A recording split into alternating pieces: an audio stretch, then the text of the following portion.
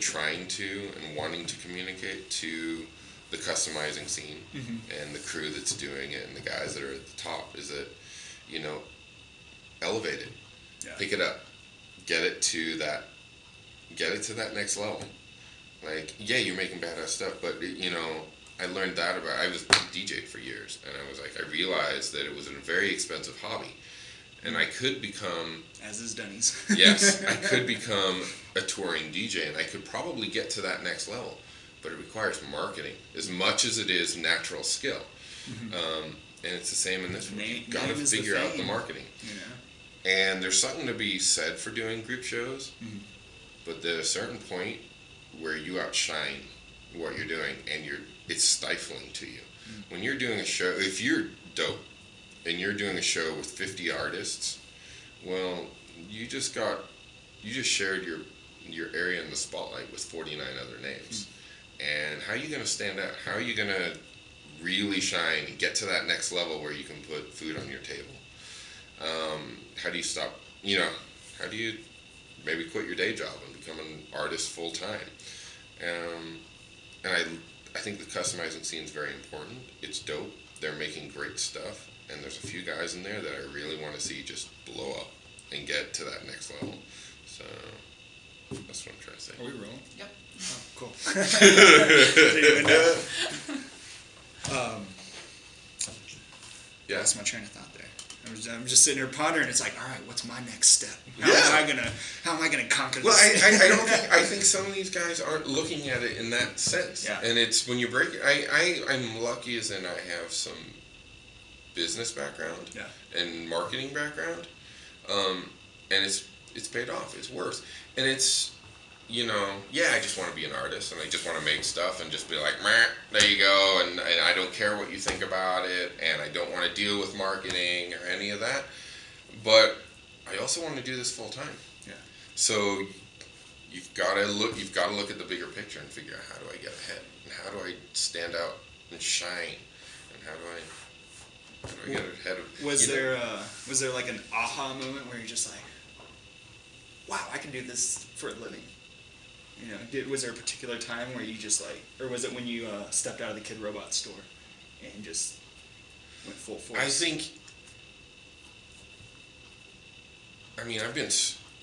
everyone seems to think that I'm very successful, and I have been successful, don't get me wrong, but everyone seems to think that, because the prices I reach, that I'm just rolling in dough. Right.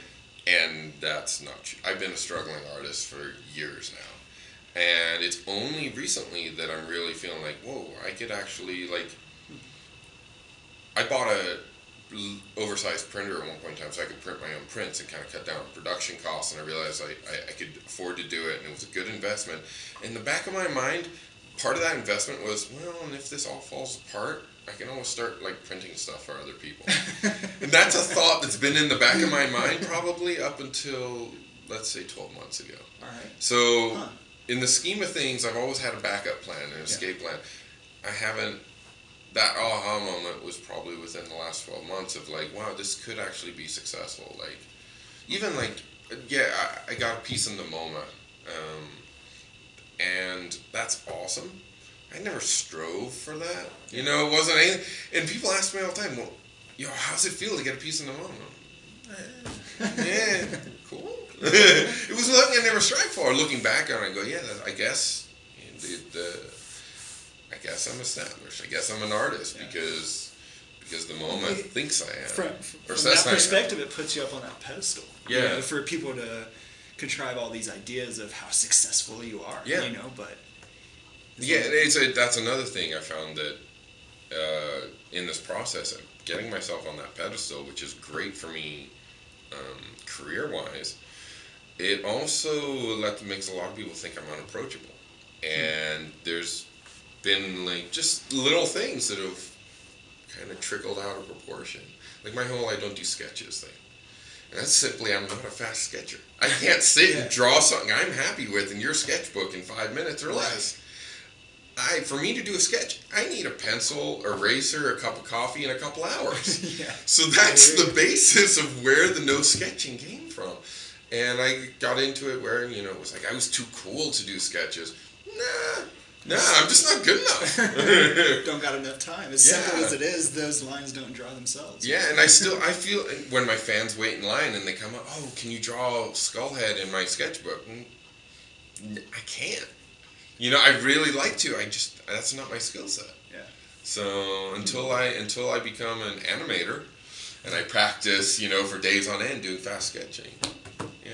So. Well, this last year, I mean, I could see how over the last 12 months you've had that breakthrough, and it's been a whirlwind of a year. Can you tell me kind of what's happened? Yeah, it was, well, a couple of things. The Gold Life series finally launching.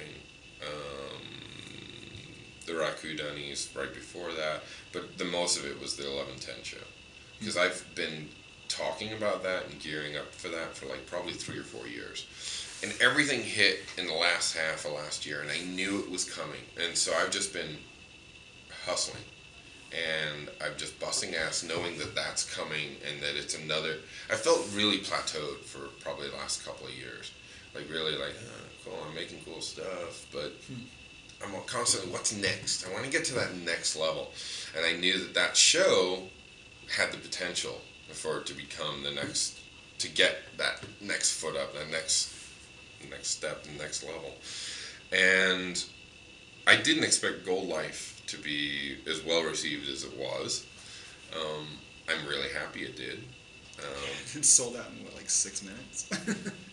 And then for the 11:10 show, doing those elephants, those kicked my ass, and I finished those like at the night at 11 p.m. before I drove down to set up the show. It was the 2 weeks leading up to that were 70-hour weeks. Wow. And that was brutal.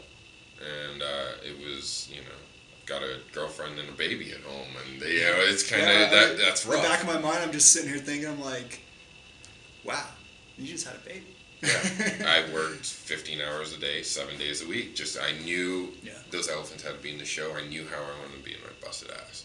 So that was, it was the end of the year. I knew it was coming, and I really just, maybe it was just me mentally. I felt like I got there. Okay, I can do big stuff on that scale, and yeah, because you like made your own mold and like cast your own things. I mean, that's a bit more. I do a lot of mold making, but that was some large mold making, and huge. In trying to conceptualize a larger production piece like that and getting to that next level, you know, I have an assistant, and Jasmine's great at helping me out in everything she does, and I'm like, can I get another assistant?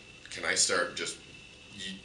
I want to do bigger shows. I want to do bigger events. I want to get like have in that front of more elephant people. Life size. Yeah, I want to do big stuff. I want to build a city. I want to, you know, what's the next level? What's the next skill? What's fun to me? What do I enjoy doing? Well, and you, like everyone else, is wondering the same thing. And we look forward to it. Yeah, there's probably going to be a show in Tokyo this year. And I might get to hint at some bigger stuff in that. I'm not really sure yet. But, yeah.